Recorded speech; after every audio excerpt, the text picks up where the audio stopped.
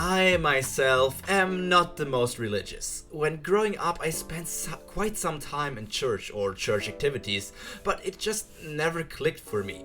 But I still believe that there is some sort of higher power or system for our world, even though it's never been really proven and I don't have any proof myself either. That is also the reason why I always loved learning more and more about the mythologies from different regions, like Roman, Greek and Norse mythology being my main focus all around the world, even though there's Egyptian, Japanese, Chinese and all these different things that you could take a look at as well. And I know that I'm not alone with these interests. Even Oda himself probably has an interest in mythology, or at least he has to do some research when he wants to put something into One Piece. I mean, we've seen more and more mythological things appearing in One Piece nowadays. Like, just nowadays. Like I said, gods are more relevant than ever in One Piece, so this video will include spoilers from topics that only came up from chapter 1045 and beyond. So if you don't want to get spoiled onto some stuff, I don't think this video will be for you. But if you're up to date with manga, join me for the journey to talk about the gods of One Piece and a bit more about the religions that come with them. So let's get straight into it. First of all, my name is Pyro Prima and I hope it's actually pretty nice to see you. I hope all of you are doing good, and let's get straight into it to look at the first gods that actually appeared in the series. The first god we saw was actually God Enel from Skypiea. And God Enel is pretty much a self-proclaimed god, but the whole system or the government over up there in Skypiea, in the Sky Islands, is that like their president or their king is just called God. Because even before Enel, Gunfall was also called God, even though they are technically not gods. They're just people. They're literally just people up there who have the highest government power or something. So it's interesting that they decided to call themselves gods, and that's probably something connected to the Skypians having a connection to the people on the moon, and just having the connection to the ancient civilization and all these different things. It could also connect to some of the theories we've seen that Skypiea, or the City of Gold, is very close to the One Piece, or that the missing eye from Jaya is actually like the One Piece itself. There are a lot of things that could, like, the ideas could be from, but we don't really have any proof for that, and I don't have much to say for Enel as otherwise. Like, he's just a self-proclaimed god. He's not that important and that fact. But then we go over to the second religion we learned. I mean, we learned about a few other things in Skypiea, but that's going to be a topic at the end of this video. First of all, we learned about Christianity in One Piece through Kuma. The Christianity with Kuma is just that we have seen him carrying a Bible. And now is the question, if the Bible is there, that obviously means Christianity exists, like in existence in One Piece. But that means that the history with Jesus and all these other things, with the monotheistic God, with the all above one, the all-powerful God, that existed in One Piece. So where did this come from? How can the Bible exist in the One Piece world if it's so different to ours? Was it like that maybe the One Piece world is ours, but maybe the ancient civilization was our world, but then it got destroyed and only some remnants of our world, like the Bible or some other stuff, remain there. So all the devil fruits are concepts that once existed in our world, and this futuristic world that was what got destroyed by something, and everything that was the concept there was put into devil fruits, and now we just have the One Piece world as it is. But that's already a tangent on itself, and it's a nice interesting theory, I guess. But the Bible has never been the main focus of anything. Even for Kuma's theme, it's not really important. He's just carrying it around. Maybe it's like a symbol that he's self-sacrificial, like Jesus or something. He wants to protect the people important to him. It's just like deepening his character, showing that he has some Christian like characteristics, and that makes him interesting to some people. So, but now let's continue to another spot.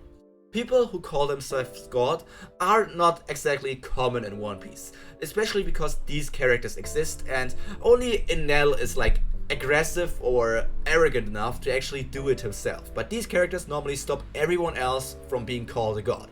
The Celestial Dragons, aka the gods of the One Piece universe, are the most powerful people in the world. And I'm not talking about like physical power or something like that. They just have the most politician power or something. Like the government relies on them. They are the world nobles. Everybody looks up to them or is like scared of them. And that is because the world nobles live on the red line, on top of the red line, being Marijois, the castle there. And then we have Emu, who is probably also a member of the Celestial Dragon race, or maybe Emu is not really a member. I don't even know. Like, I guess Emu and the Gorosei are members of the Celestial Dragons, but it's so weird to see how different the Celestial Dragons act to the Gorosei. Like, where did this arrogance and this characteristic that they have come from? Because even if they are the rulers of the world, the Gorosei don't act that arrogant. They talk, I mean, them talking normally with Shanks is a bit of a different topic, but they talk with Akainu, Sakazuki, or with Sengoku, or with other people in a normal way, not like looking down on them too much. They have a bit of respect for the power that Sakazuki has. And why do the normal Celestial Dragons then all have these tendencies to be so arrogant and think that everything else is below them? That's a good question for the future, and I really hope we will learn more about the past of the world and why the Celestial Dragons act like they do. But they are basically the pinnacle of the world, and they are the current gods of the One Piece universe. Like, they're currently alive gods in the One Piece universe. But then we come over to the next religion that was adapted from our own world, like from our Earth that was put over into the One Piece world. And I'm talking about the Buddha. Or more like Sengoku has the Buddha fruit. Or as I think I recently learned it, he doesn't actually have the Buddha fruit, but he has the golden statue Buddha fruit. So it's more like he's a golden Buddha statue and not the Buddha himself. So now, where's the difference? I'm not too deep into Buddhism, but like, he's the statue, but it's considered a mythological devil fruit. But Buddhism exists, so Buddha exists, but where did the concept of Buddhism originate from? It's the same deal as with the Bible and Christianity. It's very weird that these concepts exist in One Piece, and I really hope we get some explanation for that, and it's probably going to only happen in the final arc or even in the epilogue or something. But I don't have much to talk here. Mythological devil fruits or mythological zoans are getting more and more important nowadays, and Sengoku is probably not going to play that big of a role in the story anymore because he retired basically from the Marines. The only reason why he's still considered like the great advisor from the Marines is because he has too much knowledge. If he, as the former fleet admiral, would just dip out and retire somewhere in the, I don't know, East Blue, South Blue, North Blue, West Blue or something, the Marines would maybe just put a bounty on him because he's dangerous. He knows too much.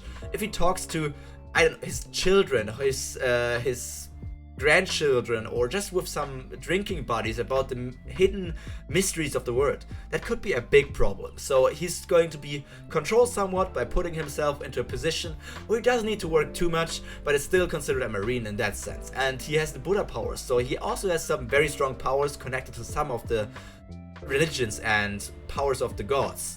But now we come over to something that wasn't really too much like build up, but we know that Satanism, or the Satanists, also exist in One Piece.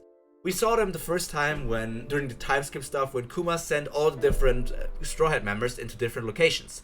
Like, this is where Brook got sent, where the people from, I think it was Namakura Island, thought that Brook was Satan himself, and that's why he also they all showed himself their panties, because Brook wanted to see some panties and they all listened to their Lord and Savior Satan. I mean, it's interesting in that sense that, obviously we knew Christianity exists. So if Christianity exists, like Satanism or the Satanists are bound to exist as well. Because Lucifer or Satan is like something out of Christianity. So it's connected to, it's basically already revealed if Kuma has the Bible, there's also a counterpart with the Antichrist or other stuff. But the question is, they actually believe in that stuff. They think that sacrificing these things would do that. So with Kuma, it could just be that the Bible is just a book of the One Piece world and it's not necessarily our Bible. But this is like practice stuff that we saw from the Satanism that we learned from our world. We know that it exists with our world. and I don't really know if that can be explained as just coincidence, or I'm really into that theory that One Piece world is just a post-apocalyptic thing for our world, and Oda is just building up on that, and we will learn it in the future. Or maybe the One Piece world is pre our world, but then our religions wouldn't exist. So anyways, let's continue over to the next god. And it's a god that all of you know, and I already made a theory video about him just a few weeks ago. I'm talking about God Usopp. God Usopp is called, like, he started being called a god at the Dressrosa arc, or during the Dressrosa arc, by none other than Hyrudean. Hyrudean is a giant, and the giants have a connection to the gods themselves as well. Like, back with the Big Mom flashback, we learned about stuff with, oh, there's the sun god, or they're celebrating this festival in the winter where they're celebrating for the sun god, or different other gods, just protection for their village in Elbaf and all these other things. So not the Norse tribe, but this giant tribe in Elbaf they are probably very religious. They have one of the closest connections to religion, probably after the Skypians or the Shandians. So it's interesting that Hyrudean was the person who started calling Usopp a god, because that means not like he believed that. He's probably the most religious person on Dressrosa, so he actually thought like Usopp is a savior and he's our god. He was sent down by God. Maybe he's like a messiah or something. It's just Usopp is always so random, and that's why I love the idea of him actually being looked up to a god, or maybe turning into something like a god even in the future. Maybe he's going to be the thunder god of Elbaf when he gets Mjolnir or something.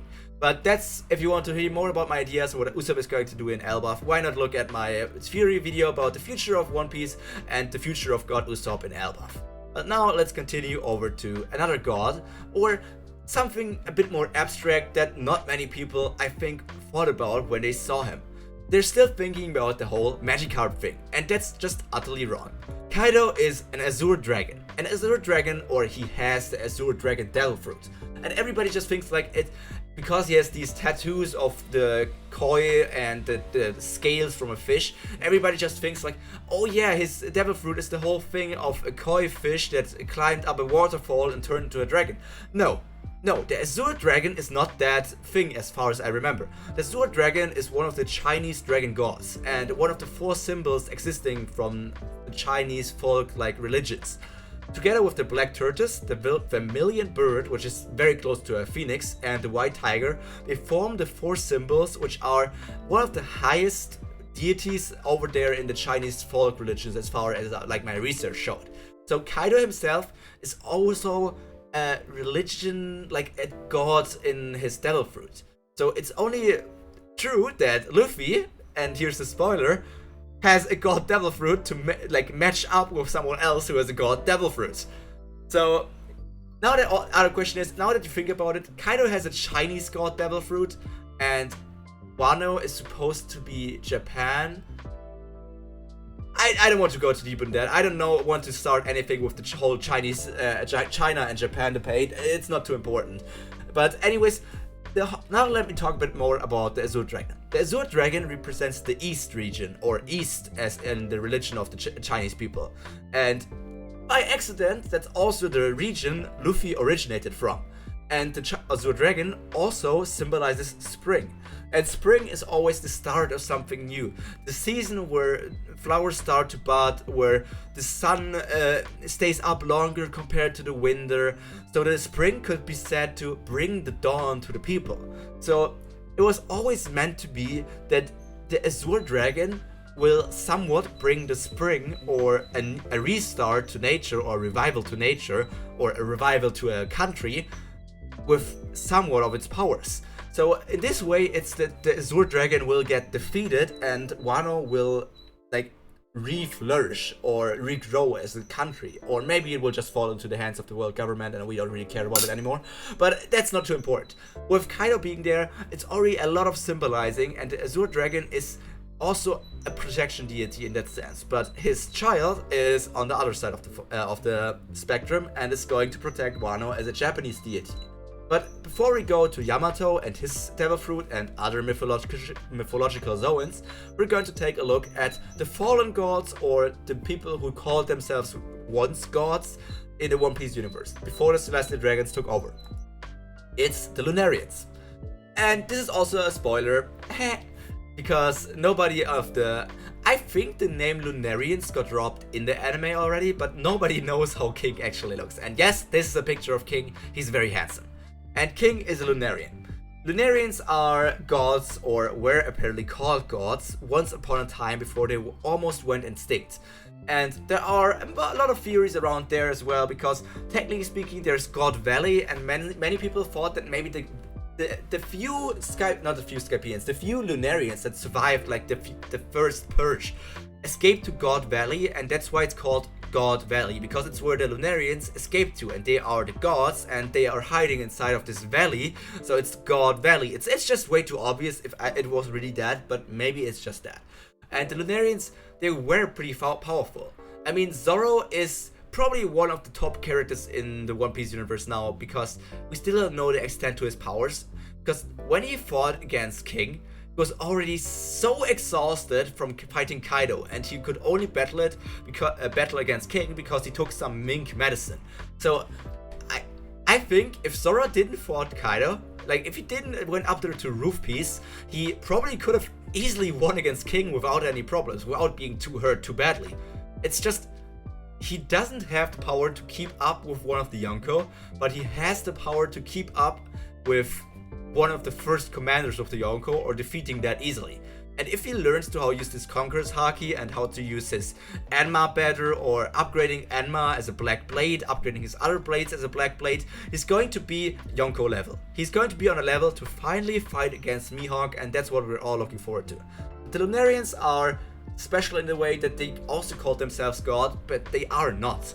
I mean, Lunarians also, like Lunar, obviously has the connection to the moon, giving us all the things that maybe the moon has some connections to the past and the mythological things, or the One Piece Pantheon, but we don't know that as yet, as of now. If there are Lunarians, are there Solarians? We don't know that, but I don't want to go too deep into that, and we're going to go into the next part. We talk about Yamato and the other mythological creatures that appeared in Wano and other places. First of all, Yamato's fruit is the Okuchi no Makami, if I pronounce it correctly. And it's like a Japanese deification of a grey, like the Japanese grey wolf. That was once said to be a protection god for the humans, or specifically, because it's in Japan, for the Japanese people. And as Wano is based on Japan, it's obvious that it's the guardian deity of Wano. Yamato is the guardian deity of Wano. It's also a big reason why I just don't see her traveling with the Straw Hats after this all is over. I think she will stay in Wano together with Momo and just make sure that Wano is safe. Or I don't see. Do you think Yamato is going to travel with the Straw Hats in the future, or will she stay in Wano together with Momo? What is your opinion about the whole thing and who's going to be the next Straw Hat? But let's not go too far into a tangent and go over to the next Devil Fruit. We also have other mythological zoans, like the Phoenix Fruit from Marco. It could have a connection to Egyptian religions, because there's obviously the Phoenix god, or there's Ra, and there are Egyptian phoenixes, and then we have the nine-tailed fox from Katarina Devon, who is obviously a Japanese origin. So there are many different devil fruits, and the devil fruit that Onimaru has, the fox from the Ringo region, is also a Japanese, like, or is it like, it's a Daruma, I think? It's like this doll-like thing, the doll-like human stuff. And there's so many other mythological fruits as well that could be talked about here, but I don't want to go into too detailed, because this is already a pretty good stopping point for the mythological people. But now we go over to even more myths that are existing in the One Piece world. And they actually use the name of the stuff that we have in our universe. And I'm talking about the ancient weapons here. First of all, obviously there's Poseidon, or Shirahoshi if you want to use her real name. Shirahoshi is obviously just the mermaid princess, and she inherited the power of the ancient weapon called Poseidon. And Poseidon is obviously the Greek god of the sea, which makes sense because she can control the sea kings, as she's the sea god if you want to call her that. Then we have Pluton, who is like the Roman god of death and the underworld, and his Greek counterpart is obviously Hades, if you want to remember that. So Pluton is said to be like a battleship, or it's just something that you can build from blueprints, and it's maybe the god of the land. If we have the god of the sea with Poseidon and the god of the land with Pluton, it's just then maybe it's not the sea. Like if it's the god of the land, if Pluton is meant to reign over the lands, maybe it's not a battleship, but it's like a sort of tank or something that you can use on land. Maybe it's just an atomic bomb. And then we have the third ancient weapon that we don't know really that much about yet, and it's Uranus, or Uranus, and it's Greek as well, and it's like one of the Titans. I think it's the Time Titan or something, but he's Greek, and he's one of the, like, he's the origin of all of the gods. He's even the father of like Zeus, Poseidon, all these other things together with Gaia. So Uranus, maybe if we have the sky, we have the sea, the land, and with Uranus we would have the sky. So we would need somewhat over in the sky. And people were thinking that maybe Momo is the Uranus or something, but that's not proven, and I have no idea like what Uranus could be. Other people could think that maybe it's in possession of Dragon because he could use like sky-related abilities with the storm that he created on Lockdown. But that could also be something else that I will talk about in the follow-up video for this. But now let's go over to something else.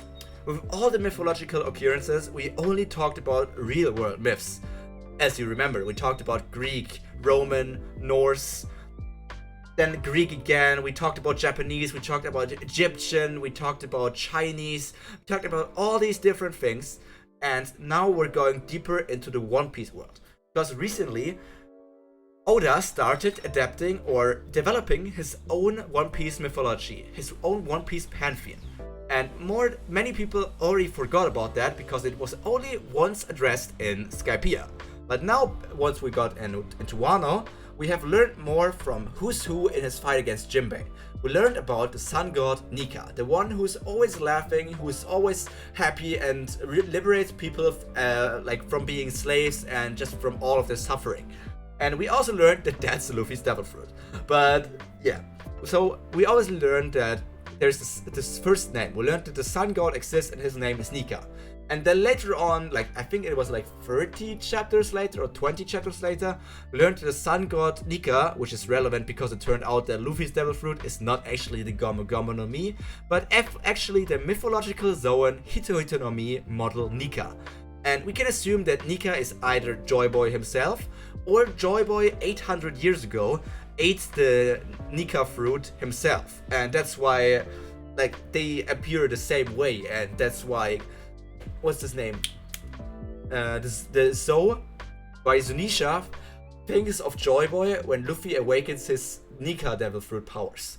Even though Luffy is not Joy Boy, Luffy has the Nika powers, and Joy Boy just had the Nika powers as well. Or Joy Boy is Nika, and I'm just talking about out of my ass here. Anyways, now we come into the part of the video where some of you probably need to put on the tinfoil hat, because I'm going to give you a teaser what I will talk about next week. First of all, we learned about the sun god, and that's very relevant for this what I want to talk about next. We know that One Piece has different gods. We know that there are at least 4 gods in the One Piece universe, and where did we learn that? In Skypiea, like I said. This is one panel, or there were a few things where they talked about the god of the sun that was revealed to be Nika, the god of the rain, the god of the forest, and the god of the earth. Like these 4 gods, I think will be very relevant for the future and for the ending of One Piece. And this is what the next video is going to be all about, and I hope you're excited for that, because next week my theory is going to be how these mermaids over here actually reveal all about the different gods and who actually might be the potential users of these god devil fruits. But that's something I will talk about next week. So until then, I hope all of you stay safe, stay cultured, and most importantly, stay hot. This has been Pyro Prima with another One Piece discussion, and I hope we will see each other again next time. And until then, take care. Bye!